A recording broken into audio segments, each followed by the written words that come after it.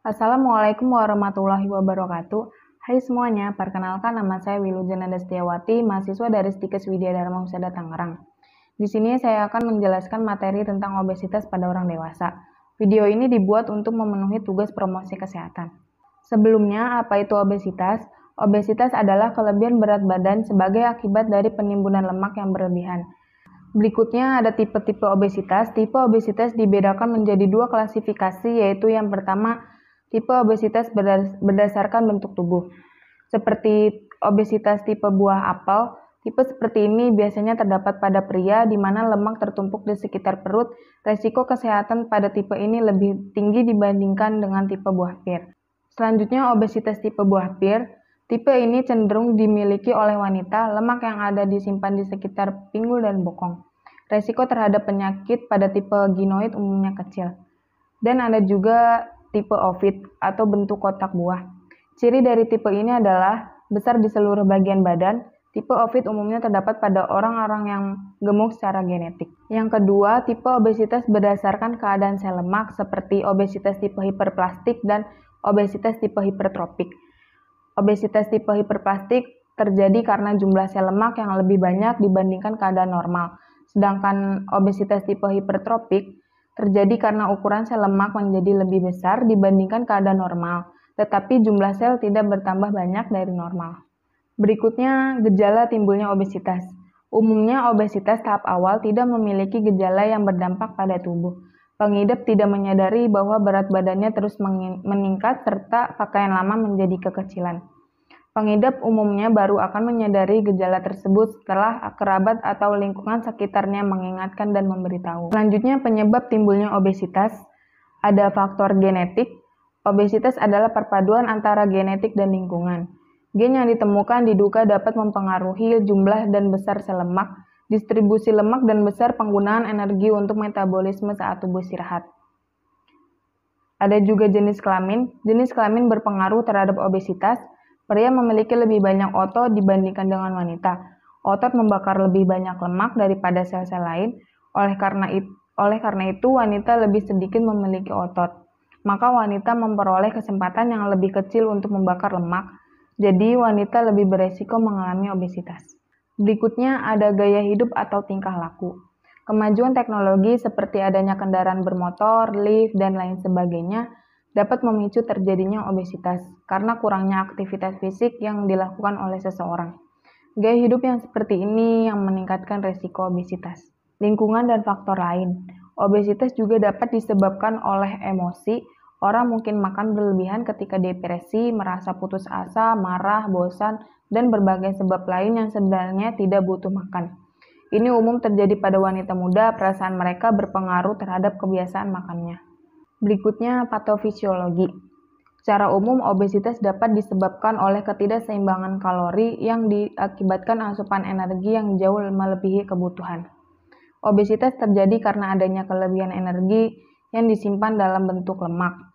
Gangguan keseimbangan energi ini dapat disebabkan oleh faktor eksogen atau obesitas primer sebagai akibat nutrisional dan faktor endogen atau obesitas sekunder akibat adanya kelainan hormonal, sindrom atau efek genetik. Pengaturan keseimbangan energi diperankan oleh hipotalamus melalui 3 proses fisiologi, yaitu pengendalian rasa lapar dan kenyang, mempengaruhi laju pengeluaran energi, dan regulasi sekresi hormon. Ada juga penyakit-penyakit yang timbul akibat obesitas. Pasalnya, obesitas memicu beragam penyakit di dalam tubuh, antara lain yang pertama diabetes tipe 2. Diabetes tipe 2 adalah kondisi ketika kadar gula darah melebihi nilai normal akibat resistensi insulin. Diabetes tipe 2 merupakan jenis diabetes yang paling sering terjadi. Kondisi yang berlangsung dalam jangka panjang ini lebih sering dialami oleh orang dewasa. Yang kedua, serangan jantung. Serangan jantung adalah gangguan jantung serius ketika otot jantung tidak mendapat aliran darah. Kondisi ini akan mengganggu fungsi jantung dalam mengalirkan darah ke seluruh tubuh. Serangan jantung dapat menyebabkan kematian bila tidak segera ditangani. Yang ketiga, hipertensi. Hipertensi atau tekanan darah tinggi adalah peningkatan tekanan darah sistolik lebih dari 140 mmHg dan tekanan darah diastolik lebih dari 90 mmHg. Pada 2 kali pengukuran dengan selang waktu 5 menit dalam keadaan cukup istirahat atau tenang.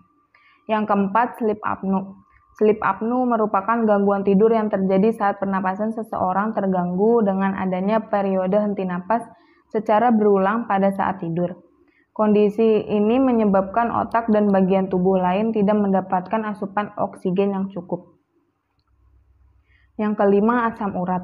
Penyakit asam urat adalah kondisi yang dapat menyebabkan gejala nyeri yang tidak tertahankan, pembengkakan, dan rasa panas di persendian. Meski semua sendi di tubuh bisa terkena asam urat, namun yang paling sering terserang adalah sendi jari tangan, lutut, pergelangan kaki, dan jari kaki. Yang keenam, kolesterol tinggi.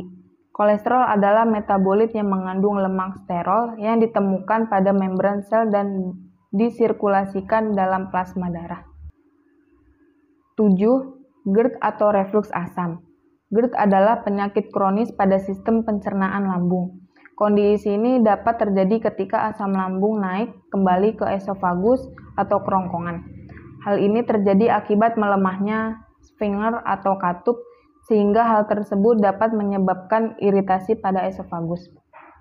8. Osteoartritis. Osteoartritis adalah peradangan kronis di sendi akibat kerusakan pada tulang rawan.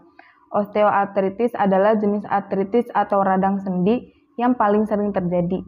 Kondisi ini menyebabkan keluhan seperti sendi-sendi terasa sakit, kaku, dan bengkak.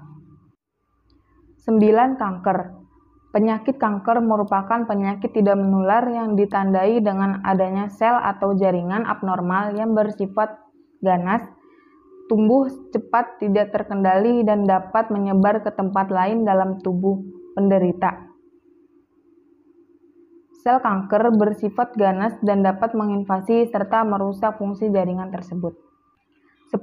Gagal jantung. Gagal jantung adalah kondisi ketika jantung bekerja kurang efisien dari biasanya. Hal ini mengakibatkan jantung tidak dapat memompa cukup oksigen dan nutrisi untuk memenuhi kebutuhan tubuh. Kondisi gagal jantung ditandai oleh gejala batuk yang timbul pada malam hari, apalagi bila disertai sesak nafas. Berikutnya ada cara penanggulangan obesitas, seperti diberi motivasi. Sebelum memulai program penurunan berat badan, pertama-tama yang harus diubah adalah pola pikir dari orang gemuk. Motivasi menjadi kurus harus kuat tertanam di dalam dirinya. Bukan sekedar ikut-ikutan karena misalnya baru saja membaca tulisan ini, motivasi ini bisa diperkuat dengan bergabung dalam kelompok mereka yang mempunyai program sama, berdiskusi dengan pakarnya, dan lain sebagainya. Biasanya dalam kelompok, para anggota bisa saling mengingatkan dan saling berkompetisi. Begitu pula dengan adanya pakar dalam kelompok tersebut, usaha yang dilakukan menjadi sistematik dan terarah. Berikutnya pengaturan diet. Makin gemuk seseorang, maka makin mudah untuk merasa lapar. Ini karena pengaruh zat atau hormon yang terdapat dalam sel-sel lemak. Maka usaha pembatasan diet harus dilakukan sesegera mungkin. Jika yang bersangkutan menganggap bahwa usaha pembatasan diet bisa dilakukan kapan saja, tentu usahanya menjadi lebih sulit. Karena itu pada saat ini juga tetapkanlah bahwa harus membatasi diet, sebelum menjadi lebih gemuk lagi dengan resiko lebih susah lagi untuk berdiet. Carilah makanan yang rendah kalori. Mulailah hari kita hanya dengan mengonsumsi setengah dari porsi makan sehari-hari. Semua porsi yang kita makan dikurangi. Jangan lupa pula membatasi makanan manis, asin, dan lemak. Tetapi harus diingat jangan sampai kebablasan mengatasi kegemukan. Anjuran WHO jumlah penurunan massa tubuh yang baik dan aman adalah sekitar setengah hingga 1 kilo per minggu. Dan yang terakhir, pola hidup sehat. Selain pengaturan diet, biasakanlah menimbang berat badan untuk mengevaluasi usaha yang sudah kita lakukan. Hal ini kelihatan sepele namun memberi efek yang tidak kalah besarnya dengan program diet itu sendiri. Begitu pula dengan berolahraga, lakukan dengan baik dan benar. Sekian materi yang bisa saya sampaikan, kurang lebihnya mohon maaf. Wassalamualaikum warahmatullahi wabarakatuh. Selamat menonton.